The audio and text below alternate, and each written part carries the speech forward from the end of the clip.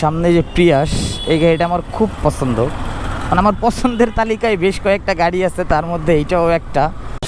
What is up people, it's me Ruthan, welcome to my official YouTube channel and Facebook page. তো guys, চলে আসছি আপনাদের মাঝে another একটা মোটো ব্লগ নিয়ে।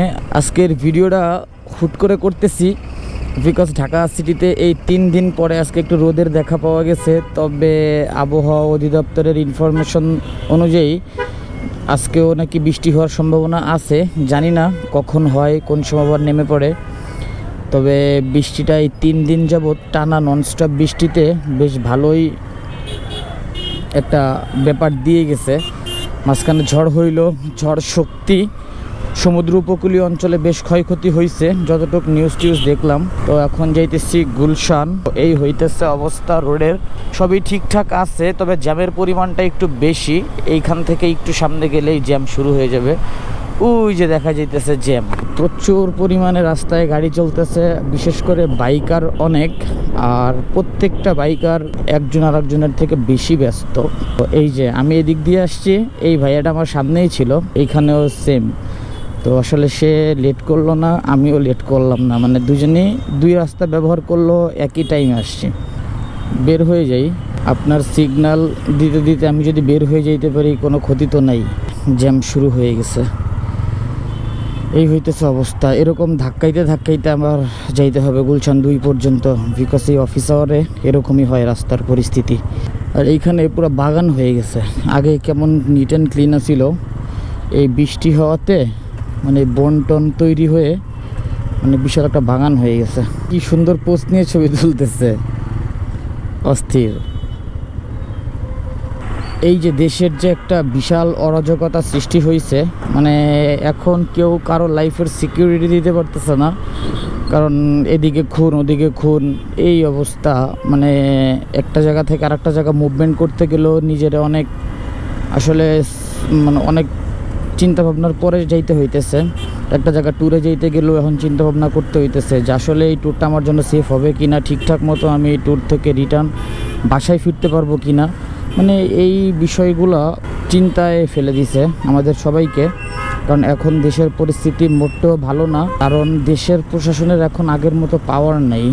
বলবো সরকারকেই বা কি বলবো, সরকারের যে প্রপার পাওয়ারটা, সেই পাওয়ারটা আসলে তারা ইউজ করতে পারতেছে না, যার ফলে এই অবস্থা। তবে এগুলো যারা করে তাদের কি বিন্দুমাত্র কোনো বয় ঢর নাই, বা যারা খুন করে একটা মানুষকে কীভাবে মেরে ফেলে আমি সেটাই বুঝি না। মানে জীবন থাকা অবস্থায় আমারও একটা জীবন আছে, আমি আর একটা জীবন কীভাবে এরকমভাবে শেষ করে দিই, বা একটা মানুষ কীভাবে খুন করি, আমি ঢুকে না মানে আসলে মাথায়। যে যারা এগুলো করে তারা আসলে তো নরপিশাচের থেকেও খারাপ। যাই হোক, আল্লাহ তাদের হেদায়েত দিক। তবে যার যার কর্মফল শেষে একদিন না একদিন ঠিকই পাবে। আবার আটকে দিল নাকি? এই বৃষ্টির মৌসুমে একটু বান্দরবন যেতে চাচ্ছিলাম, কি বলেন আপনারা একটু জানায়েন, কারণ এই বৃষ্টির মধ্যে বান্দরবন যাওয়ার মজাটা অন্যরকম। আমরা বৃষ্টি ছাড়া গেছি, শীতের মধ্যে গেছি, এই বৃষ্টির মধ্যে যাই নাই। তো বৃষ্টির মধ্যে যাওয়ার খুবই ইচ্ছা, কারণ বৃষ্টির মধ্যে পাহাড়ে বৃষ্টি হবে, রেনকোট পরে বাইক চালাবো, পাহাড়ি আঁকাবাঁকা রাস্তা, পাহাড়ে উঠতেছি, চারো সাইডে কুয়াশা আর কুয়াশা, মানে একটা ব্যাপার আছে, মানে কঠিনতর একটা ব্যাপার আছে। তো ওরকম চিন্তা ভাবনা আসলে করতেছি, জানি না আসলে যেতে পারবো কি না, কারণ বাসা থেকে এখন আর আগের মতো ওরকম ট্যুরে যাওয়া এলাও করতেছে না।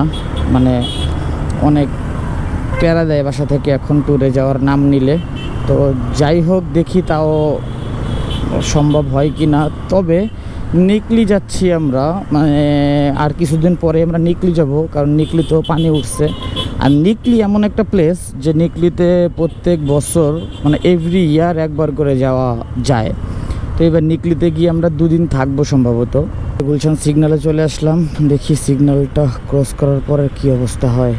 ম্যাক্সিমাম গার্মেন্টস ফ্যাক্টরির কর্পোরেট হেড অফিস এদিকে, ব্যাংকের হেড অফিস এদিকে, মানে অন্যরকম একটা ব্যাপার এদিকে, পুরো রাজকীয়। গুলশান মানেই রাজকীয়। ও সামনে যে প্রিয়াস, এই গাড়িটা আমার খুব পছন্দ। মানে আমার পছন্দের তালিকায় বেশ কয়েকটা গাড়ি আছে, তার মধ্যে এইটাও একটা। তো জানি না সেই ইচ্ছা কবে পূরণ হবে। আর একটা ভিডিও আমি আপনাদের সাথে শেয়ার করব, সেটা হইতেছে আমার এই বাইক মেনটেনেন্সের বিষয় নিয়ে।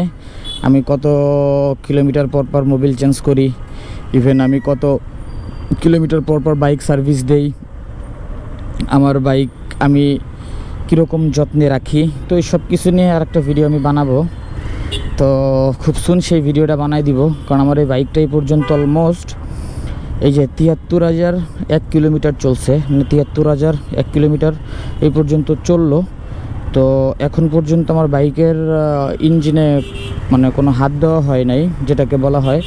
ক্লাচ প্লেটও চেঞ্জ করি নাই, পিস্টনও চেঞ্জ করি নাই। আল্লাহর রহমতে আমার বাইকের মানে ইঞ্জিন বিষয়ে কোনো কাজ এখন পর্যন্ত করা হয় নাই।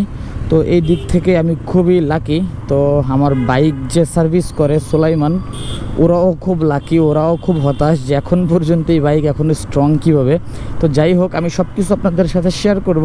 তো ভালো থাকবেন সবাই, সুস্থ থাকবেন। আজকের ভিডিওটা এই পর্যন্তই ছিল। দেখা হচ্ছে আপনাদের সাথে আবার আমার নেক্সট কোনো ভিডিওতে ইনশাআল্লাহ। আল্লাহ হাফেজ, আসসালামু আলাইকুম।